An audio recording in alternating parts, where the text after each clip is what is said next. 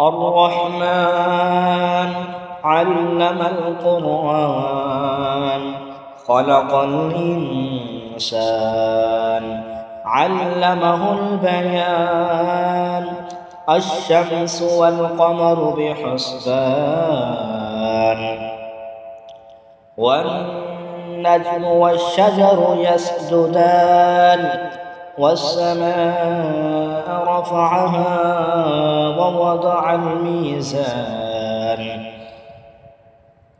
ألا تطغوا في الميزان وأقيموا الوزن بالقسط ولا تخسروا الميزان والأرض وضعها للأنام فيها فاكهة والنخل ذات الأكمام والحب ذو العصف والريحان فبأي آلاء ربكما تكذبان خلق الإنسان من صلصال كالفخار وخلق الجان من مارج من نار فبأي آلاء ربكما تكذبان رب المشرقين ورب المغربين فبأي آلاء ربكما تكذبان مرج البحرين يلتقيان بينهما برزخ لا يبغيان فبأي آلاء ربكما تكذبان يخرج منهما اللؤلؤ والمرجان فبأي آلاء ربكما تكذبان وله الجوار المنشآت في البحر كالأعلام فبأي آلاء ربكما تكذبان كل من عليها فان ويبقى وجه ربك ذو الجلال والإكرام فبأي آلاء ربكما تكذبان يسأله من في السماوات والأرض كل يوم هو في شان فبأي آلاء ربكما تكذبان سنفرغ لكم أيها الثقلان فبأي آلاء ربكما تكذبان يا معشر الجن والإنس إن استطعتم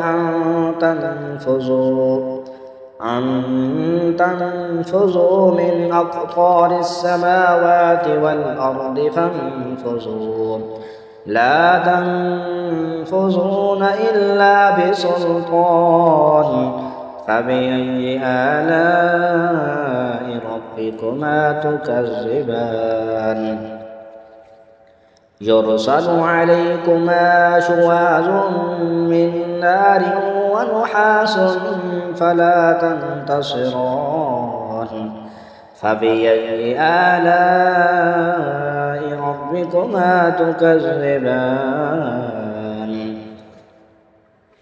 فإذا انشقت السماء فكانت وردة كالدهان فبأي آلاء ربكما تكذبان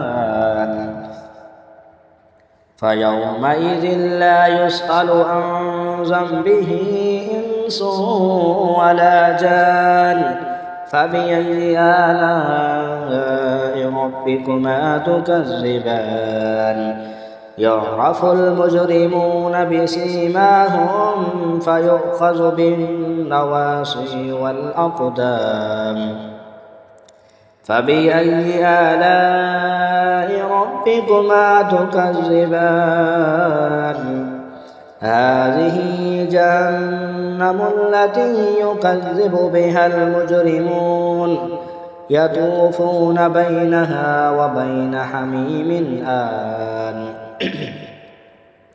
فبأي آلاء ربكما تكذبان؟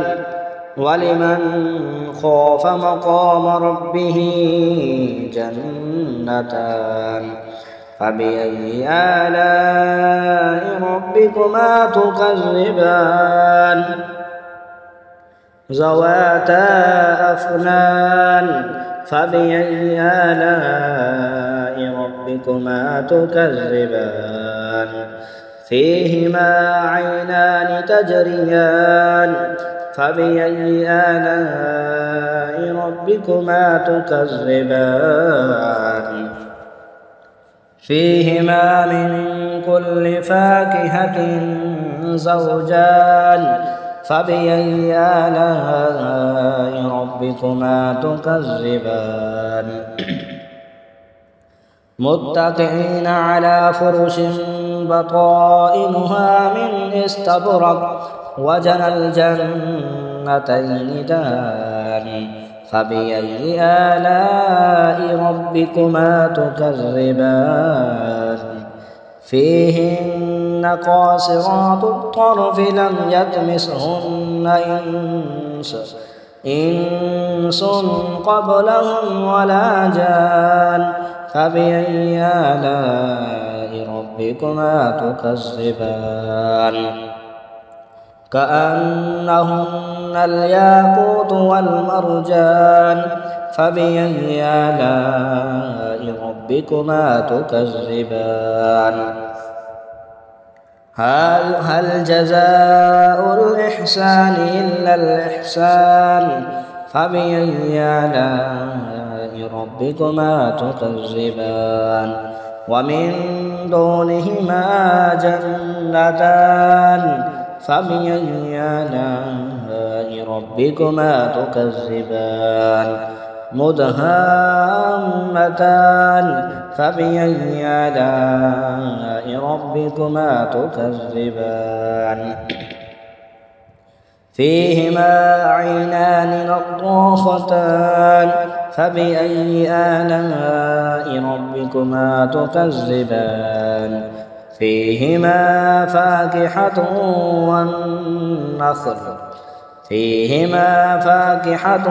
ونخل ورمان. فبأي آلاء ربكما تكذبان؟ فيهن خيرات حسان. فبأي آلاء ربكما تكذبان؟ حور مقصورات في الخيام. فبأي آلاء ربكما تكذبان؟ لم يطمثهن إنس قبلهم ولا جان. فبأي آلاء ربكما تكذبان؟ متكئين على رفرف خضر وأبقري حسان. فبأي آلاء ربكما تكذبان؟ تبارك اسم ربك ذي الجلال والإكرام. آمنت بالله صدق الله العظيم.